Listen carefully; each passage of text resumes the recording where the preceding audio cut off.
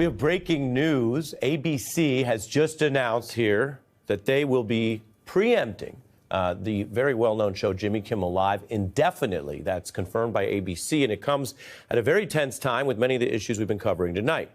There was a backlash on the right because Jimmy Kimmel, after the Charlie Kirk shooting, made the statement that he viewed, quote, new lows with the MAGA gang desperately trying to characterize this kid who murdered Charlie Kirk as anything other than one of them, and with everything they can to score political points from it, end quote. I've just read part of what Jimmy Kimmel had said, which includes what sounds like an inaccurate reference to the shooter. We've followed, of course, that case closely on this broadcast. Andrew Weissman, DOJ and FBI veteran, is here with me.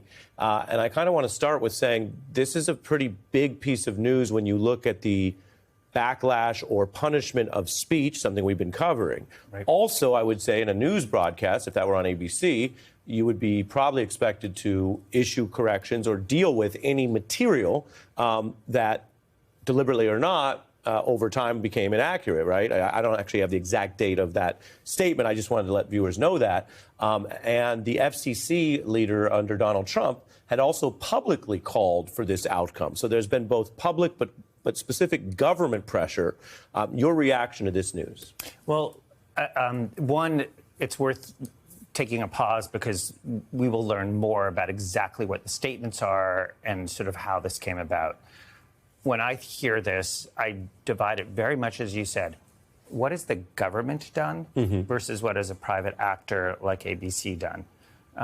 So first, with respect to the government, that's where it's exactly the conversation we were just having with Katie.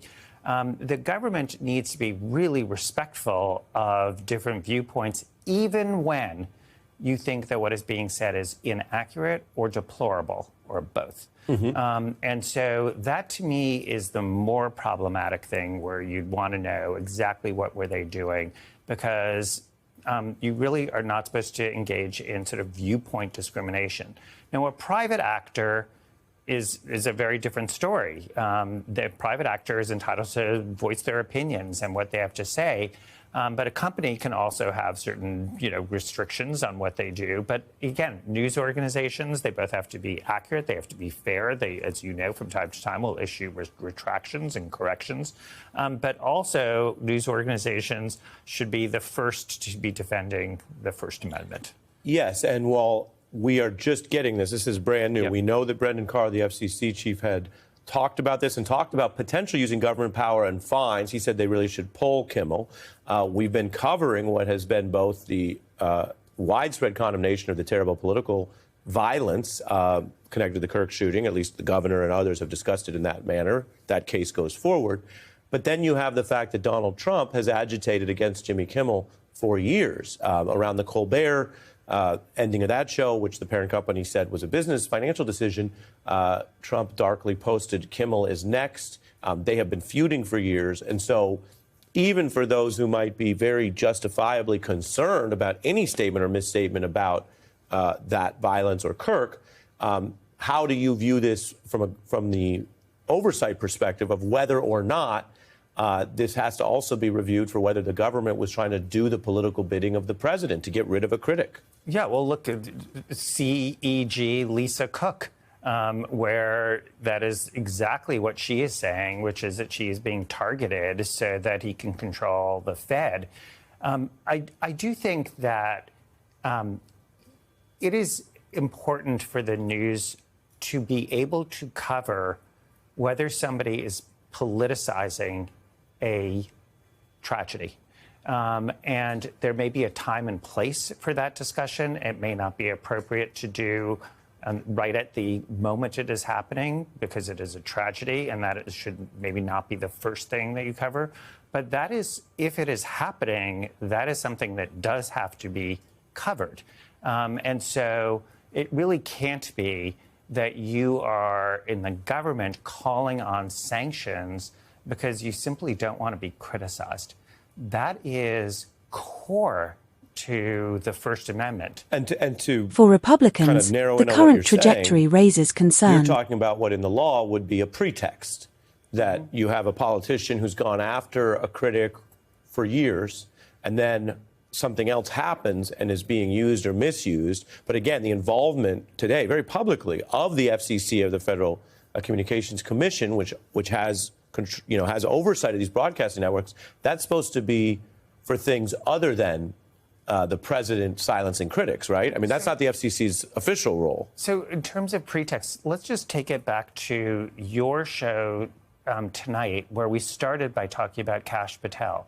There are many people who listened to that, I'm sure, who said, I think what he said was false.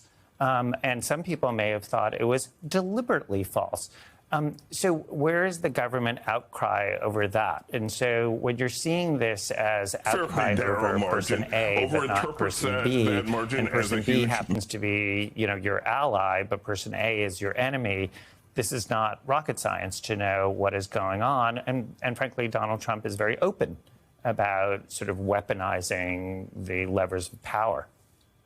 I'm curious, both in your role as a lawyer, but also as an intelligent person around these worlds, what you think that the early big pressures have been on influential figures in entertainment. In Colbert, even though they stipulated it was for a different reason, but Trump was very vocal against him, and what looks to be tonight about Kimmel. What does that tell us? So I'm going to tell you a very quick story. When I had lunch with my parents and I asked them about the McCarthy era, Joseph McCarthy, sure. And I said, compare that, living through that, and living through Trump 1.0.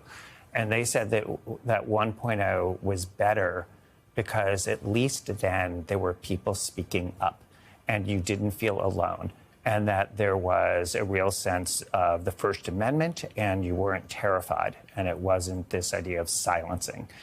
And that is the thing that we talked about on this show, and we've talked about it before, is that slipping into the use of fear and the levers of power to recapitulate a really hideous point in our history in the 1950s of the Red Scare and what was done to people in Hollywood, in academia, in government. ABC has announced the indefinite preemption of Jimmy Kimmel Live, a decision confirmed by network spokespeople amid escalating tensions over free speech and government oversight.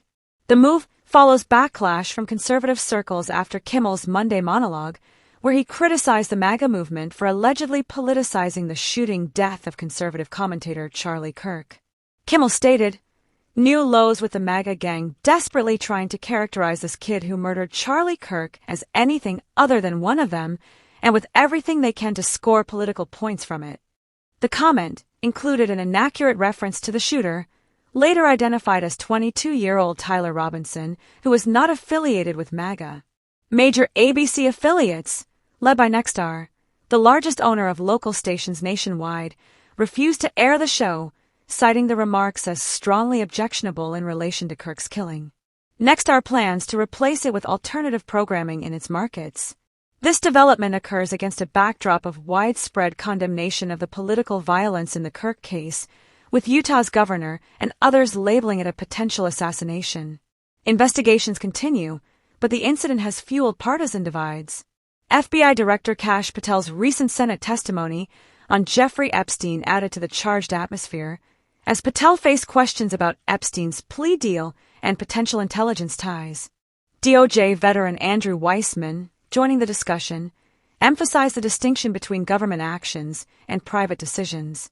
The government needs to be really respectful of different viewpoints, even when you think that what is being said is inaccurate or deplorable, he said, warning against viewpoint discrimination.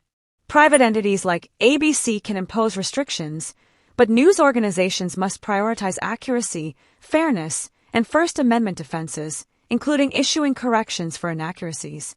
Weissman highlighted the role of Trump's FCC chairman Brendan Carr, who publicly called for Kimmel's suspension or firing, suggesting potential fines or license reviews. Carr's podcast remarks framed it as the easy way or the hard way, raising alarms about government pressure. This echoes Trump's long-standing feud with late-night hosts. He celebrated the July cancellation of Stephen Colbert's show, attributed by CBS to business reasons, and predicted Kimmel and Jimmy Fallon would follow, citing ratings. Weissman drew parallels to the targeting of Federal Reserve Governor Lisa Cook, accused of mortgage fraud to undermine her independence and advance Trump's economic control. It is important for the news to be able to cover whether somebody is politicizing a tragedy, he noted, but government sanctions cannot stem from mere criticism. The FCC's involvement, meant for broadcasting oversight, not silencing critics, suggests pretext. Trump has openly advocated weaponizing power, as seen in selective outrage, demanding accountability for Kimmel but not allies like Patel, accused of falsehoods. Reflecting on broader implications, Weissman shared a personal anecdote from his parents comparing Trump's era to the McCarthy Red Scare of the 1950s. They found Trump 1.0 preferable because public voices resisted, fostering a sense of First Amendment security without pervasive fear. Now, the administration's tactics evoke Hollywood blacklists, academic purges, and government silencing, using fear and power levers to recreate that hideous point in our history. The preemption raises oversight questions. Was it organic backlash or influenced by presidential bidding? Legal experts urge scrutiny to prevent abuse of federal authority. As entertainment figures like Colbert and Kimmel face repercussions, despite business justifications, the chilling effect on speech intensifies. Advocates warn this could erode democratic norms, prioritizing partisan agendas over open discourse. With Trump's history of agitating against critics, the incident underscores tensions between media freedom and political retribution, prompting calls for investigations into FCC